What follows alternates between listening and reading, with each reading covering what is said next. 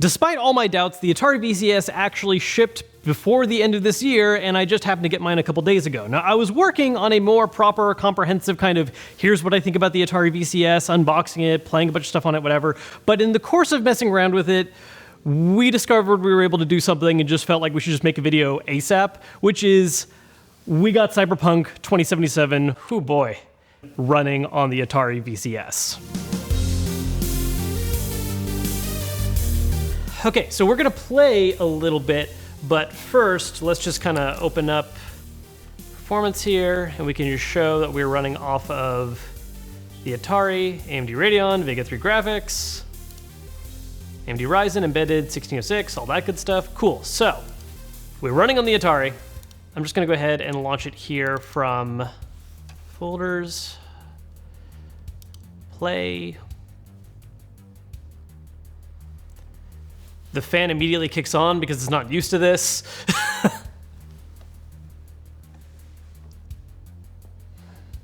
Yeah, it's actually really funny. When we were first trying to get this to work, we would, for a lot of games, including this one, we would get to the startup screens and it would normally crash sometime in the middle of saying who made the game, or possibly right when the main menu should load up. But in this case, we're able to get through now.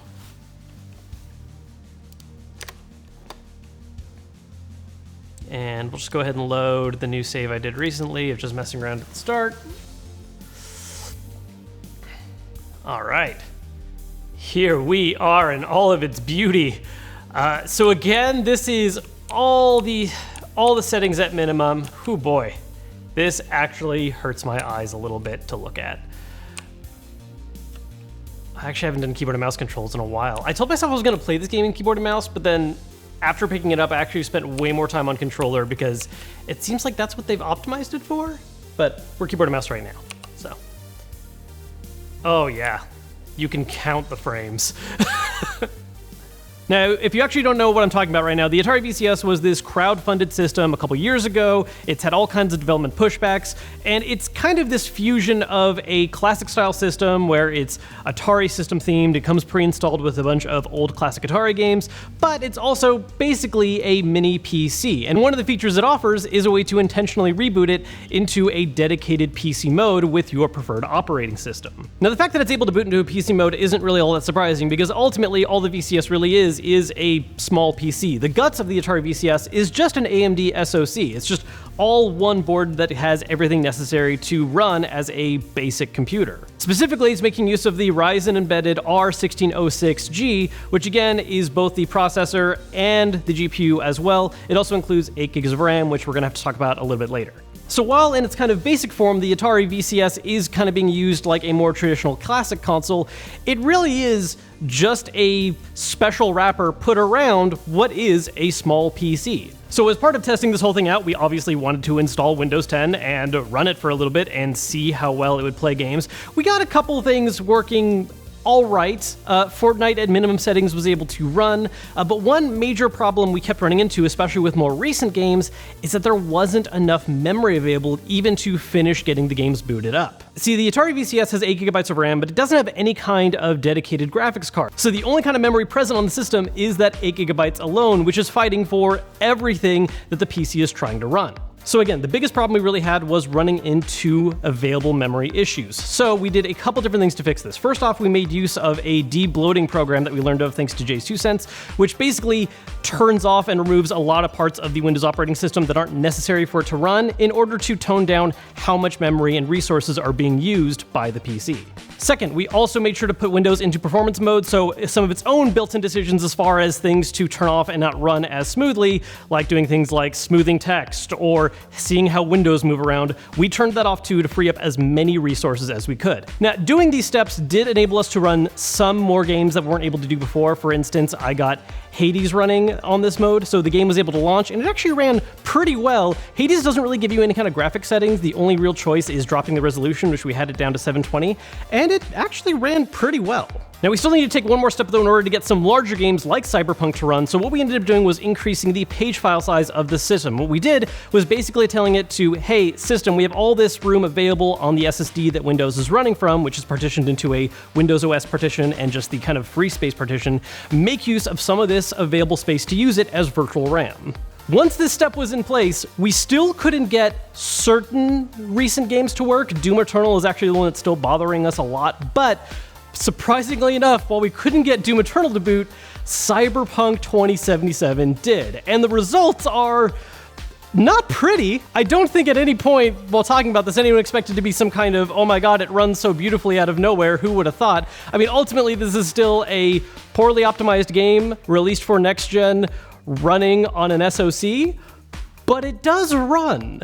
One of the things that's really interesting about this whole situation is I think possibly part of the only reasons why this is even able to run right now is because of the hotfix 1.06 for Cyberpunk, which added multi-thread support for CPUs, which specifically makes it so that a dual-core CPU can work for running the game, which is what is currently inside of the VCS.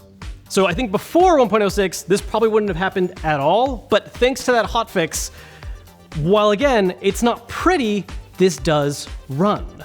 One question I got asked by a lot of people when I posted that I got this working was, does it run better than PS4 or Xbox One? I haven't messed a lot on PS4 specifically. The oldest system I've played Cyberpunk on is an Xbox One S, which I will say, I'm pretty sure was better than this. Not good still, not great by any means, but I think it was just a little better frame rate and slightly better graphical effects than what we are seeing here, which is not good. So real quick before I keep playing the game, let's take a look at our settings. I wanted to keep us in 16:9, so I'm still running it at 1280 by 720. We've got everything on the lowest possible. If we go over to graphics, yeah, quick preset low, and just getting everything as minimum as we can to try and get this running. Maybe we should try ray tracing.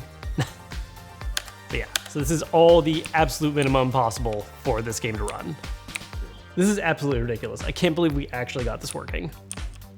Travis, I owe you a cookie. I'm pretty sure this was worse than the Xbox One S. I played the same intro on the One S just to compare way back when it came out, and I mean, it was bad, but this is, I can't even drive straight because the game's kind of catching up to what I'm doing control-wise. It's just, if you think of this as some kind of weird experimental like stop motion game, it doesn't look bad. Yeah, now it's worth noting too that for the PC release of this game, along with just having various settings at really low and our base resolution at 720, we have also enabled resolution scaling, so it's probably actually dipping even lower than that right now in order to try and get the frame rate up a little more. I wonder if, look, visually this is definitely worse than console version, but I wonder if it runs more stable. Like, I wonder if we get less total crashes over the course of playing on this thing. It's mind-boggling to me that we got this to work and not Doom Eternal.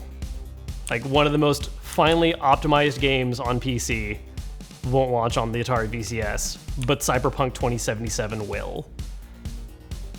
Do you guys hear that fan? How what's funny about it is that it just kind of revs up over and over again. Like, it doesn't just stay on. I almost wonder if it wants to push itself harder than it can right now. Like, are we melting the inside of this Atari right now? Travis, just give it a little touch. Okay. Shootout scene. Let's see this frame rate go. Literally. It's funny because you're supposed to be driving away really fast right now, but it looks so slow with how choppy the frame rate is. Oh. Oh yeah, beautiful. Beautiful. Oh yeah.